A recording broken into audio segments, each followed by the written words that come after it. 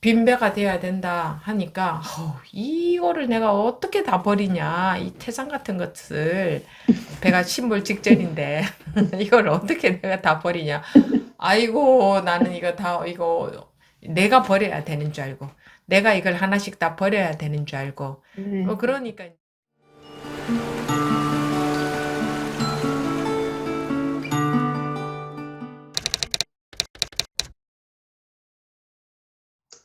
제가 15년 동안을 찾고 헤매고 해서 청년선에서 만난 부부님들 반갑습니다. 네 네. 반갑습니다. 아무것도 없는 것을 있다고 생각하고 음, 무릎으로 안고 그리 음, 살았던 그 시간들이 좀 부끄럽지만은 제가 붙여드리고자 합니다. 음, 저는 고향은 진주이고요. 네, 하동에서 부잣집, 음, 부잣집 손자하고 결혼을 하면서 음, 어, 시아버지가 그 이제 자손이 귀한 집안이라 음, 시아버지를 19살에 음, 그 진주 농고를 졸업하던 그때에 우리 이제 어머님하고 결혼을 시키고 군대를 보냈습니다. 네, 그랬는데 그래서 음, 시어머니가 19살에 결혼해서 23살에 혼자 계셨습니다. 음, 거기서 키운 아들이기 때문에 음, 흙에 발도, 이 음, 발에 흙이 하나 안 음, 묻게 그리 키웠답니다. 음, 그랬는데 결혼을 해서 또 학생이었을 때, 음, 에, 대학교 2학년 때 제가 결혼을 했는데, 저는, 그리고, 똑똑한 사람, 음, 음, 내가 그냥은 그 할 수 있겠나 해서 그런 마음도 있었을 수도 있고 공부를 시키고 또 음, 아버지가 뭐 천사하시으니까 음, 뭐 취업 같은 거는 아무 걱정 없이 일이 할 음, 수 있을 거다 이 생각하고 음, 시어머니를 모시고 살았습니다. 음, 근데 음, 시어머니가 너무 깔끔하시고 음, 냉정하시고 뭐 이래서 음, 거기에 한치도 왜 이랬나 하는 지적을 받지 않기 위해서 제가 음, 엄청나게 눈치도 보면서 열심히 소신껏 살았습니다. 네, 잠깐만요. 지금 웬만큼은 네, 들리는데 살짝씩 이렇게 조금 소리가 찌그러지는 게 있으니까 혹시 창문이 네. 있습니까? 그 방에? 창문 열었습니다. 지금은 지금 또 잘 들리네요. 아, 어떻습니까? 창문 약간 열었어요? 방문하고 창문을 설태가 안 좋습니까? 그 방문하고 창문을 조금씩만 열어보세요. 예? 많이 열면 소음이 들리니까 소음 안 들리게 뭐 조금씩만 잘 열어보면 끊어지고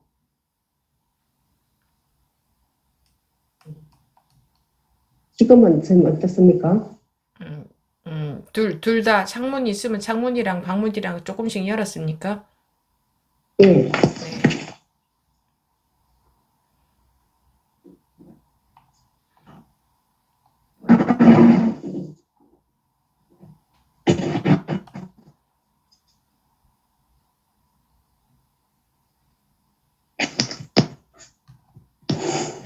네, 계속 한번 말씀해 보십시오. 네. 음, 그래서 시집살이를 그리 하면서 음, 야, 제가 이제 음, 첫 아기가 아들을 낳았는데 음, 아들이 뭐 신동처럼 크더니 음, 예, 아팠어요. 재생불능성 빈혈이라는 그 병명으로 음, 아팠는데 음, 제가 지금 부처님 법을 만나려고 애를 썼던 부분이 음, 그 임신을 했을 때 음, 어머님께서 이리저리 다니시면서 계속 아들 타령을 하시는 음, 바람에 네, 제가 어떤 마음이 이렇게 놓기는 꼭 아들을 낳아야 되겠다는 그런 마음을 잠깐 가진 적이 있어가지고 음, 아들을 낳아서 좋고 신동이라고 하면서 막 이렇게 막 말 배우면서 신문을 보고 막 그리하는 걸 보면서 엄청 음, 행복하다 생각을 했는데 그 애가 그냥 재생불능성이라는 그 빈혈로 음, 해가지고 음. 5살에 그냥 떠나게 됐었습니다. 근데 저는 직장 생활을 하니까 갈 수가 없고, 그냥 이제 남편이 학교 수업 조정해가지고 서울 성모병원으로 데리고 다니는데, 결국은 이제 아기를 보내고 나서는 남편은 그냥 삶을 포기한 것처럼 그렇게 살고, 저는 또 그 친정 어머니가 자식은 가슴에 묻는데 세월이 가야 되고 시간이 해결을 한다, 뭐 그런 말씀을 하시길래, 뭐 어쨌든 살아야 되겠다는 그런 마음으로, 좀 독한 마음으로 사는데, 제가 그 임신했을 때 가졌던 그 마음, 잠깐 스쳐갔던 그 마음의 죄책감으로 엄청나게 내가 용서를 받을 수 있고 이것을 어떻게 없던 것처럼 지울 수 있을까 하는 그런 마음으로 이게 살면서, 남편이 졸업을 하고 직장을 안 가지고 일해도 그런 왜 직장을 안 가지나 이런 말 한마디도 못한 채로 그 애에 대한 죄책감만 가지고 이리 살았습니다. 그랬는데 남편이 원호 대상자이기도 하고 또 본인도 무공훈장을 받고 해서 얼마든지 자기에 맞는 일을 할 수도 있는데 이력서를 한 번도 안 썼어요. 대학을 졸업하고 나서도 이력서를 한 번도 안 쓰는 그 남편을 제가 그렇다고 어떤 다른 것이 있으면은 제가 그냥 포기라도 할 건데 그렇지도 않으면서 쭉 이렇게 살았어요. 그리고 살면서 이제 50이 넘어되니까 자기가 일을 한번 해보겠다 하는 마음으로 제천으로 간다고 그리 해서 제가 기름 넣어서 돈 10만 원 그래가지고 제가 보냈어요. 그래 보냈는데 자기가 가장으로서 책임을 다해보라 하는 그런 마음으로 제가 제천으로 보내놓고는 제가 그냥 부처님 두 아들을 잘 지켜주십시오. 저는 부처님 시공 잘 하겠습니다 하면서 그런 마음으로 제가 그냥 절을 가게 됐습니다. 그렇게 법문을 중간에 듣고 남편 직장도 안 가지고 막 그래 하다 보니까 힘들어서 스님들을 법문도 듣고 이래 하는데 공수래 공수를 하는 말을 우리는 뭐 빈손으로 갔다가 빈손으로 간다고 얘기하지만은 스님들 법문에는 빈손으로 절대 오지 않았고 빈손으로 절대 가지 않는다. 내가 지은 업이나 복을 그게 엄청 가슴에 와닿아서 그럼 내가 이거를 참여하고 내 이 업을 다 사하고 가야 되겠다는 그런 마음으로 해가지고 제가 이제 이쪽에 이제 정밀보공을 오게 됐는데 그냥 업 닦고 복 짓고 그래야 할 그 마음으로 아무 다른 생각 없이 그냥 둘이는 이제 대학을 들어갔으니까 연년생으로 반 지하방 비가 오면은 현관에 들어와가지고 둥둥둥둥 신발이 뜨고 그럼 방에 물 들어올까 싶어서 애들은 청바지로 문턱에다가 이 옷을 이렇게 막아놓고 하는 그런 방에 살게 놓고 저는 절에 와서 그냥 새벽 2시부터 저녁 8시까지 아무 생각 없이 부처님 시봉한다는 그 마음으로 그냥 살면서 절도 해야 되고 하루에 1000배씩을 하면서 금강경 사경도 하고 독송도 하고 사경할 때 막 졸려서 막 죽을 지경인데도 한 장을 다 썼는데도 그게 번져가지고 뭐 다시 또 써야 되는 그런 경우도 생기고 그게 다 업을 소멸하는 거라 생각하고 그렇게 몸을 막 이렇게 2년 만에 갑상선 수술을 하게 되고 그리고 그러면서 여기는 어떤 뭐 소인자들이며 처사님들이 이 환경이 이렇게 별로 여건들이 안 좋고 하면 자꾸 가고 하니까 여름에는 남자처럼 푸급해야 되고 겨울에는 눈을 썼는데 눈을 맞고 또 눈을 써야 돼. 눈이 다 오고 나서 하려고 하면 너무 많이 쌓여지니까 그때는 힘드니까 눈을 맞으면서 지금 눈을 썰어야 되나 그리고 또 떼야 되고 그렇게 막 고비 그게 전부 다 이게 그때마다 이게 업이 소멸되는 거라 그런 생각을 하면서 살았던 거였습니다. 그래 하면서 또 와서 기도하고 참선한다고 이렇게 앉아있는 그런 분들을 보면서 나는 언제 저렇게 할 수 있을까 하는 그런 마음 그러다 보니까 이제 선지식을 찾아서 다니게 되는데 휴가 때마다 단막 코리아까지 갔다 오고 막 하여튼 전라도에서 경기도까지 막 원당, 법당을 해서 막 온 천지를 다 찾아 헤매고 어쨌든 이 금생의 모든 것을 다 녹이고 없앤 상태고 그다 그런 마음을 가지고 처음에 절에 와서 일을 할 때는 금생에는 틀리고 다음 생에라도 조금 뭐 사람 몸이라도 받으면 안 되겠나 싶은 마음으로 하지만 와서 생활을 하다 보니까 그게 아니라는 것을 느끼면서 제가 이제 그때부터는 선지식을 찾아서 다니고 막 이리 갔다가 저리 갔다가 또 막 천도제도 해야 되고 엄청나게 그 담고 있어가지고 그게 지금 생각하면 거의 집착인데 그런 것도 생각도 못하고 그냥 고비 그냥 이 인고의 세월을 여기서 이제 보냈습니다. 그래서 도대체 내가 얼마만큼 전생에 지은 게 없고 받을 게 없어서 이렇게 저렇게 멀쩡한 사람이 아무것도 안 해야 되는 저런 상황인가 막 그렇게 생각하면서 이제 돈하고 또 인연이 없고 그런 생각을 하면서 이제 이렇게 스님들을 쭉 만나봤는데 선지시라고 만나감이 멀고 막 이래 막 여러 분을 만나봤지만은 제 손을 잡아주실 분이 아무도 안 계시더라고. 그래서 제가 올 1월부터 영상을 쭉 보기를 했습니다. 영상을 쭉 보면서 이분 저분 거 이리 보면서 거기서 제가 청에서는 스님이라면은 내가 손을 잡는다고 하면은 그 손을 놓지는 않으시겠다. 그 생각을 하면서 제가 고집도 있고 그런 19살에 시집 와서 23층 지독한 마음을 갖게 되더라고요. 신랑은 뭐 어디 이렇게 하면 안 엮고 그냥 이렇게 막 개인처럼 이렇게 왔다 갔다 이리 하면서 그리 하는 걸 다 뭐 싸울 수도 없고 뭐 귀한 아들인데 어머님도 싫은 소리 한마디를 안 해서 제가 그런 게 엄청 원망을 많이 했었어요. 그래서 어머니도 원망했지 뭐 그래 하다 보니 쟤는 뭐 업이 엄청나게 많다고 해상 같은 그런 생각을 했는데 그걸 어떻게 다 없앨까 싶은 그런 마음에서 막 몸이 막 부서지도록 막 일도 하고 찾아다니기도 하고 그렇게 했는데 제가 스님 법문들을 잡으면은 내 손은 안 놓고 포기하지 않으면은 같이 갈 수 있겠다. 포기하지 않는 그 마음은 있으니까 그런 생각을 하면서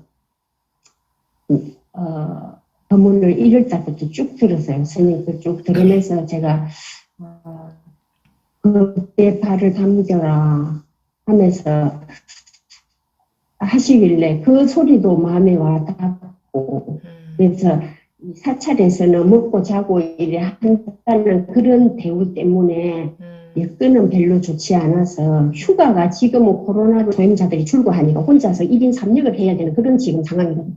그러는데 어떻게 스님을 뵐 수가 있어야 스님 제가 이랬는데 제가 공부를 할 수 있습니까? 하면 되겠습니까? 막 이런 마음을 막 다 털어놓고 싶어가지고 한번 나가보려고 하는데 시간이 도저히 안 주어지는 거라. 그래서 뭐 추석도 못 가고 아무 때도 못 가고 이랬는데 이번에 백신 2차 맞는 그날에 제가 그냥 휴가를 하루 더 냈어요. 급하게.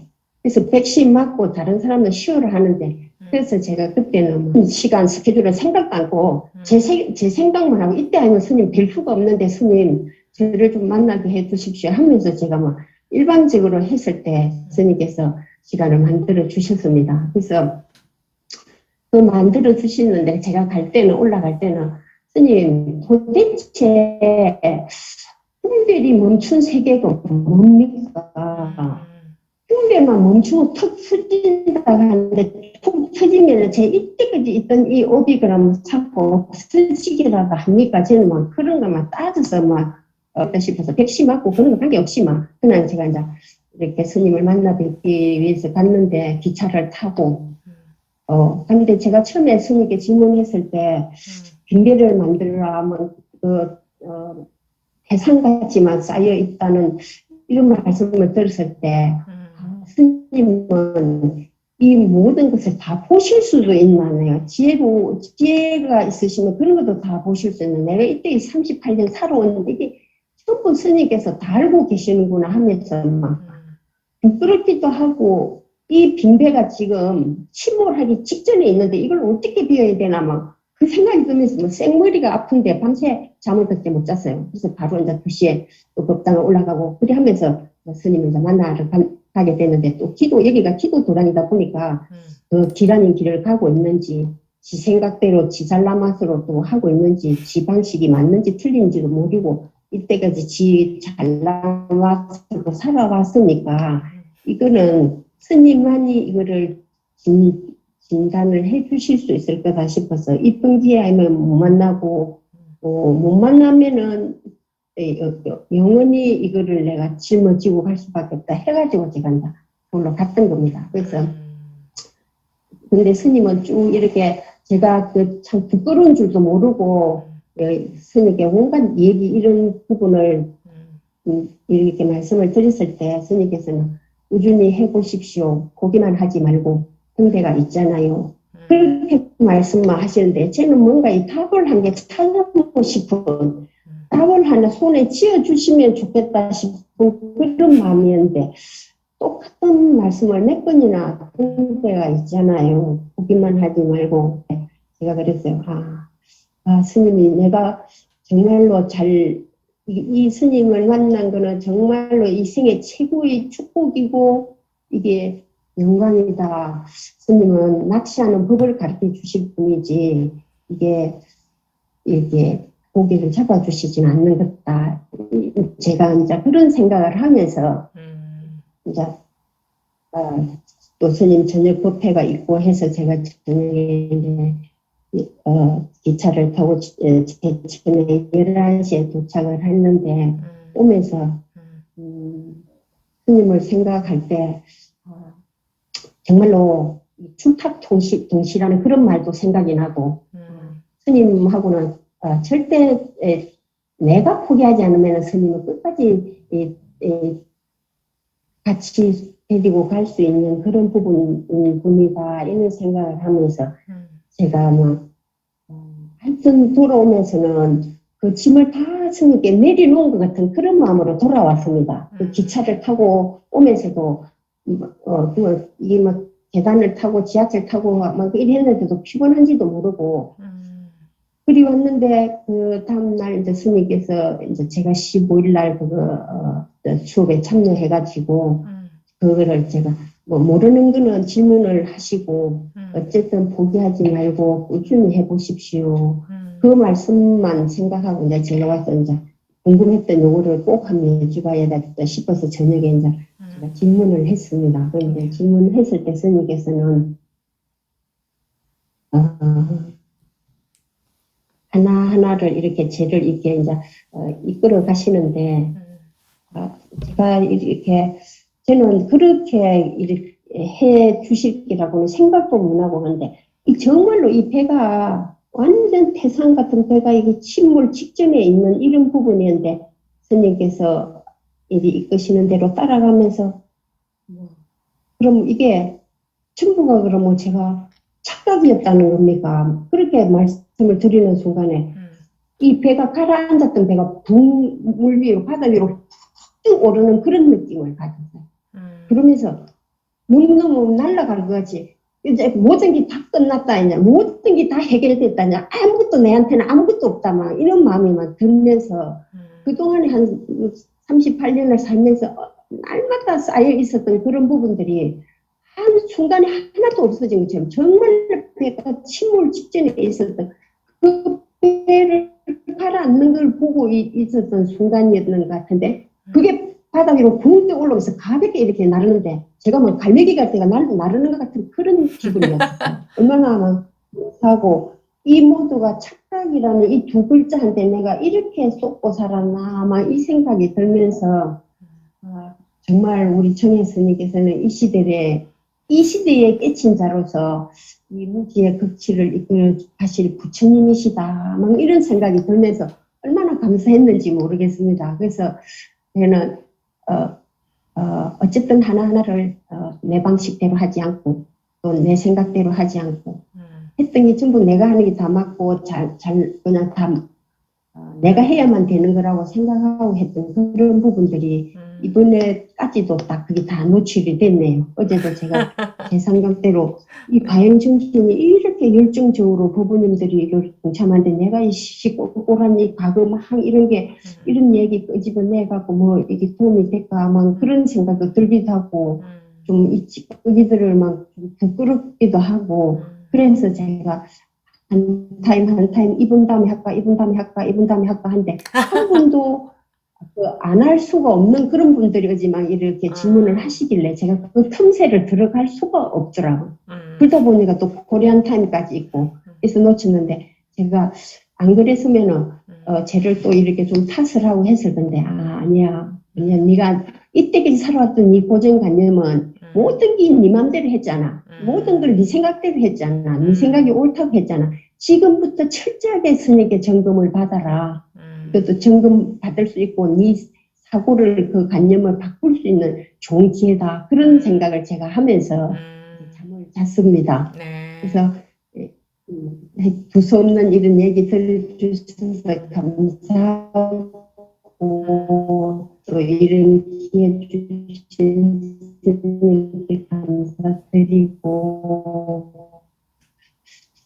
항상 지금 견성 뭐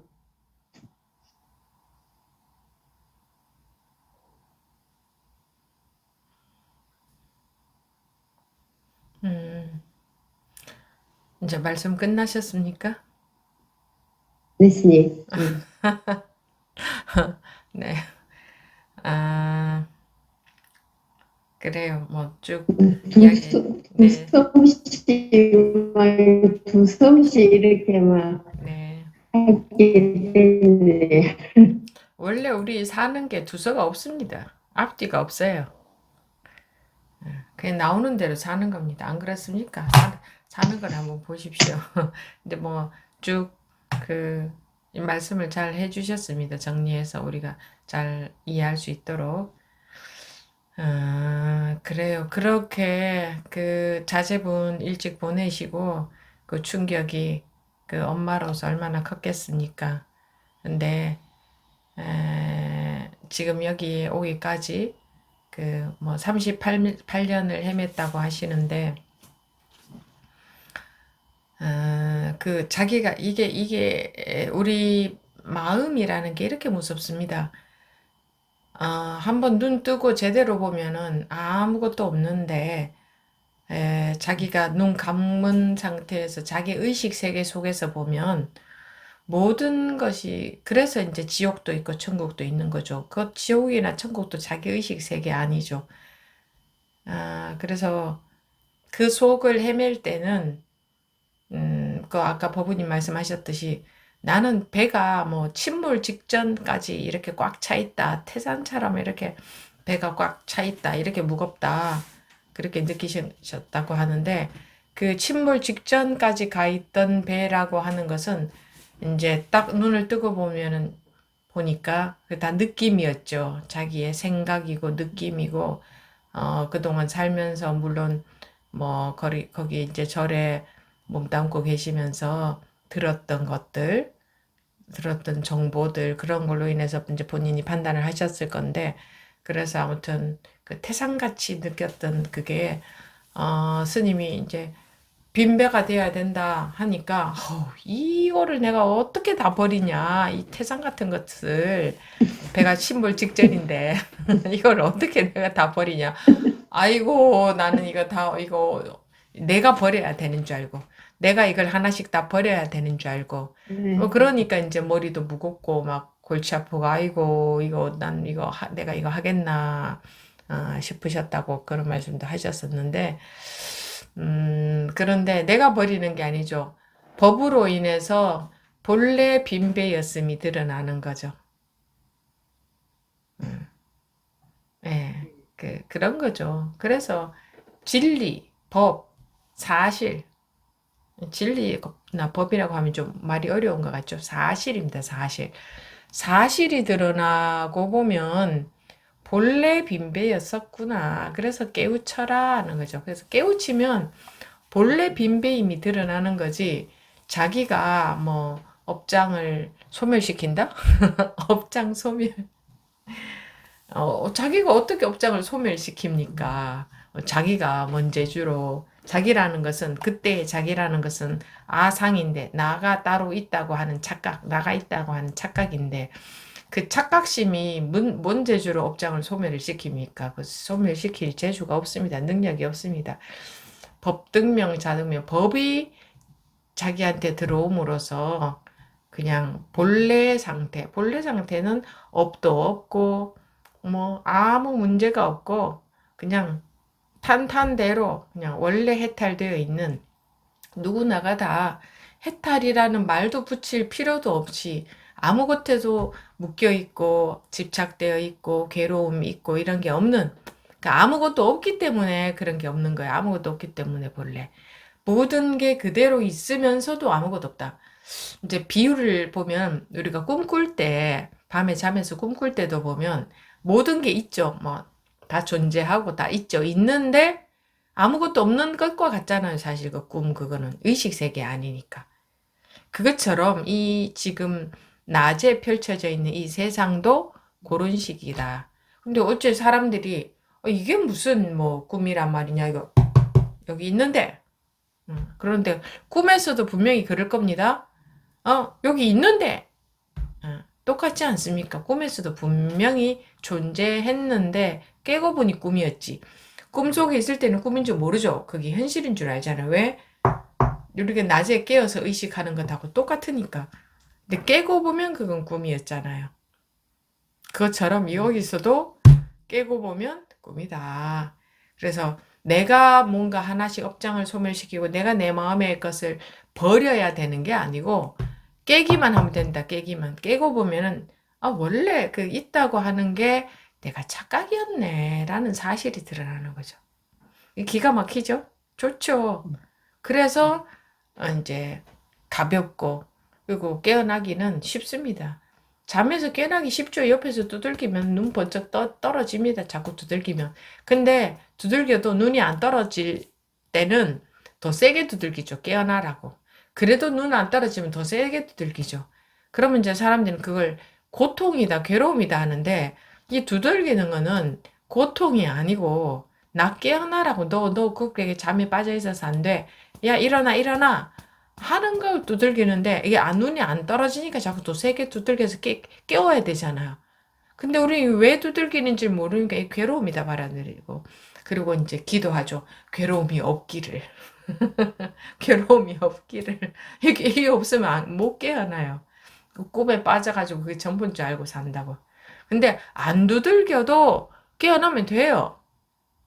근데 또 이게 우리는 안 두들기면 꿈에 빠져서 깨어날 생각을 못 한단 말이에요. 이게 그럴 때 있지 않아요? 어렸을 때 꿈꿀 때, 뭔가 이거 꿈 아닐까라는 느낌이 딱 드는 순간 깨어나 본 적 없나요? 좀 그런 것처럼 우리가 이 현실에서도, 이거 뭐 좀 이상하다? 이거 뭐가 좀? 그런 느낌이 탁탁 올 때가 있어요. 네. 그런 쪽에 예리한 사람들은 굳이 두들겨 패지 않아도 깨어날 수 있거든요. 그런데 그렇지 않으면 이제 깨운다고 두들기는 거죠. 그래서 연초에 아무 괴로움 없기를 하고 기도하시면 안 됩니다. 기도하시면 안 되고 왜 그 일이 있는가 이것이 궁극적으로 이런 힘드는 일이 이유가 뭘까? 이렇게 이 근원적인 이유가 뭘까? 왜 기독교에서 그렇게 얘기하잖아요. 모든 일은 주님의 뜻하신 바가 있다. 그렇게 받아들여라 이런 뜻하신 바가 또 자기식으로 해석하거든요. 내가 너무 부정적인 마음을 먹고 내가 너무 이기적이어서 또 내가 좀 이기심을 좀 버리라고 이런 일이 생겼구나. 요런 정도로만 생각하는데 무슨 일이 생기면 그런 정도가 아니에요.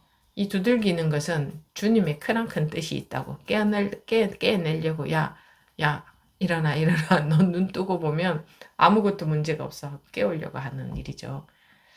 그런데 아무튼 그게 전부 내 잘못이었나 내 업장을 닦아야겠다 내 죄를 닦아야겠다 그래서 그거 닦으려고 그렇게 많이 다니셨군요. 그렇게 많이 찾아 헤매고 그거 닦으려고 그렇게 애를 쓰시고 어쨌든 그런 마음을 포기하지 않으셨기 때문에 이렇게 한순간에 싹 다 소멸되어 버리는 그런 시점도 왔죠. 그래서 포기하지 않는 게 제일 중요합니다.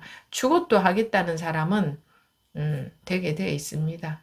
아무튼 그래도 지금 거기 여건도 그 참여하시기 뭐 좀 어려운 여건인 것 같은데 그 사시맞이 그 수발 들어드리고 아마 그거 끝나고 나면 공양 시간일 건데 점심도 굶고 들어오셨나 본데 11시 19분에 공양 아닙니까? 점심 굶고 들어오셨나 봐. 점심을 안 먹어도 됩니다. 오늘. 점심 안 먹어도 됩니까? 그래요. 그렇게 들어오셔서 또 본인의 경험담 이렇게 말씀해 주셔서 감사합니다. 이제 출발선에 딱 선 겁니다. 공부는. 이제 출발선에 선 거니까, 그 어떤 일이 있어도 포기하지 마시고, 그 어떤 실망이 있거나, 마음이 힘들거나 해도 절대 포기만 안 하시면 그걸로 인해서 공부가 한 단계 한 단계 이렇게 나아갈 수 있으니까 그렇게 꾸준히 해보시기 바랍니다. 네, 감사합니다.